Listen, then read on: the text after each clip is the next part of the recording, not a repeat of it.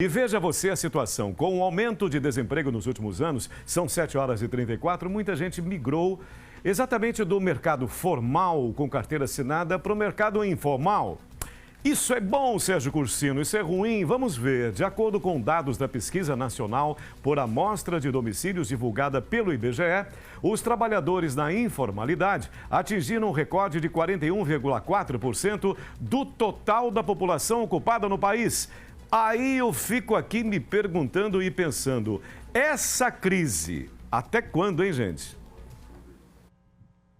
Os trabalhadores informais administram o próprio tempo, não cumprem tabela de horários, não têm patrão e trabalham com mais liberdade. José era garçom e conta que não se adaptou às situações de estresse no trabalho, pediu demissão, fez um acordo com o ex-patrão e hoje trabalha por conta própria. Muito agradável, né? É uma coisa que eu gosto, né? Um trabalho que eu gosto e sei lidar um pouco com as pessoas. A Maria Valmira nunca trabalhou de carteira assinada. Com baixo nível de escolaridade e poucas oportunidades no mercado formal, resolveu trabalhar por conta própria.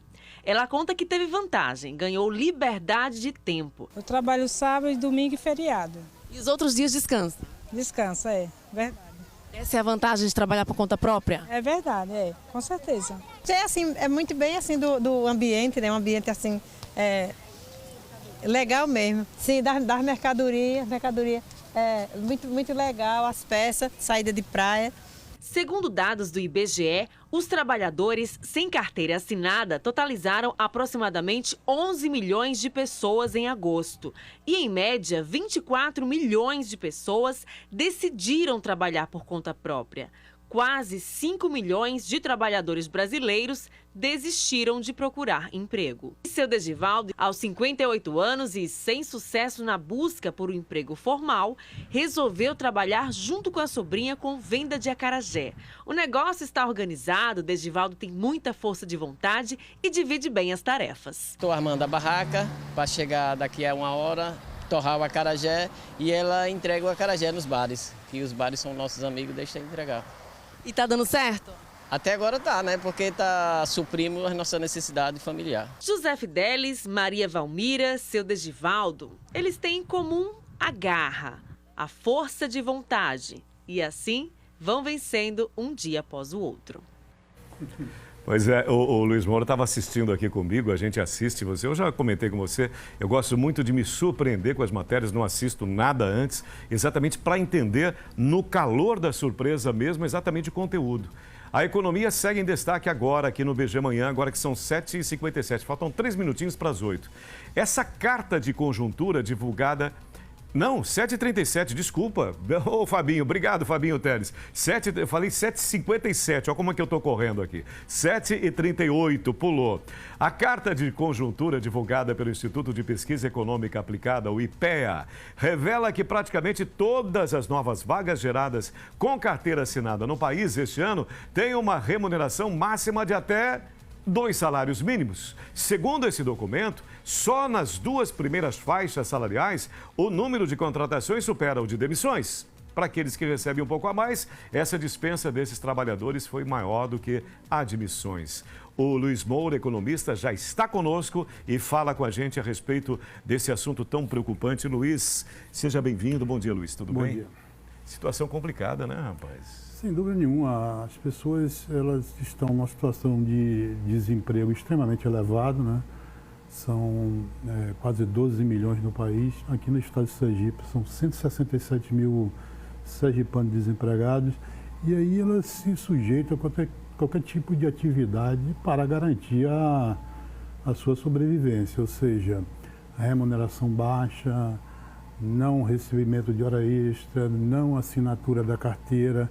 Porque ao contrário do que as pessoas dizem, o ideal de todo trabalhador é ter um emprego com carteira assinada, 13º, férias, hora extra, porque tudo isso está na legislação. Quando você não tem a carteira de trabalho assinada, tem 2 consequências. Primeiro, que o trabalhador fica sem proteção. Se tiver um acidente, se tiver alguma doença, ele não vai lá colocar sua barraca de acarajé e não tem o seu faturamento. Segundo, que isso vai ter impacto na Previdência Social. Essas pessoas não contribuem para a Previdência. Até agora, essas pessoas se aposentavam. Com a reforma da Previdência, essas pessoas não irão se aposentar se não contribuir no mínimo 15 anos para a Previdência. Então, fica difícil achar que esse contingente está satisfeito com a atual situação. Eu ia exatamente perguntar a respeito disso e também essa tal carta de conjuntura. O que ela representa? Esta visão que você nos mostra agora é a essência dessa carta? Nos demonstra exatamente esses caminhos da economia? Sim, porque nós temos um problema hoje de que as pessoas estão muito preocupadas com o preço na hora de comprar qualquer bem e serviço.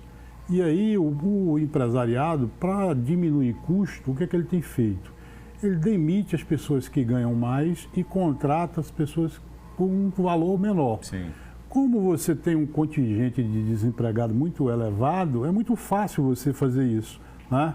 Mesmo que o empresário não fosse mal intencionado, ele poderia fazer isso porque encontra um público muito grande para você contratar. Então, essas pessoas estão sendo contratadas com até 2 salários mínimos. Isso reestrutura a vida dela, porque ela vai ter que sobreviver com esse valor, né? Nós temos uma pesquisa da cesta básica que mostra que o salário mínimo não dá para o trabalhador sobreviver. Né? Nem um, nem dois. Né? O salário mínimo ideal seria mais de R$ 3.800. Considerando ele a família, se ele e a esposa trabalham ganhando 2 salários mínimos, fecharia os 4 salários mínimos. Mas teria uma vida muito espartana, né?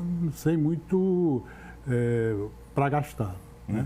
Então, isso tem impacto na vida do trabalhador, mas também tem impacto no empresário, porque o empresário, principalmente no comércio, precisa vender. Sim. Então, com a renda média caindo, você diminui a venda no comércio. E Sergipe, o Nordeste, tem tido isso. O estado que tem uma relação de geração de emprego e aumento de renda no Brasil hoje é Santa Catarina. Nossa taxa de desemprego aqui em Sergipe é 15,3%. Em Santa Catarina é 6%. Então veja a diferença. Né, lá você consegue contratar gente acima de 2 salários mínimos. E aqui nós estamos tendo um esvaziamento da economia sergipana que é muito ruim. Essa saída da Petrobras daqui do nosso estado está levando os maiores salários, pessoas qualificadas, pessoas que têm capacidade de consumo. Então a gente vai sentir falta. Prejudica ainda mais esse quadro. Claro. Por isso que eu peço aí ao governador Belivaldo Chagas e aos governadores do Nordeste que articule um movimento em defesa da permanência da Petrobras aqui em nosso estado. Porque, primeiro, que o estado de Sergipe foi descoberto um poço gigante aqui, então vai precisar da Petrobras. Né? Segundo, que esse esvaziamento não é bom para o empresário sergipano e muito menos para o trabalhador. Luiz, para a gente fechar, nosso tempo é sempre muito corrido, mas eu vou te pedir uma análise. O que eu tenho comentado muito aqui. Você mostra todo esse quadro, todos, sem exceção envolvidos, estão sendo prejudicados. Isso não é bom para ninguém.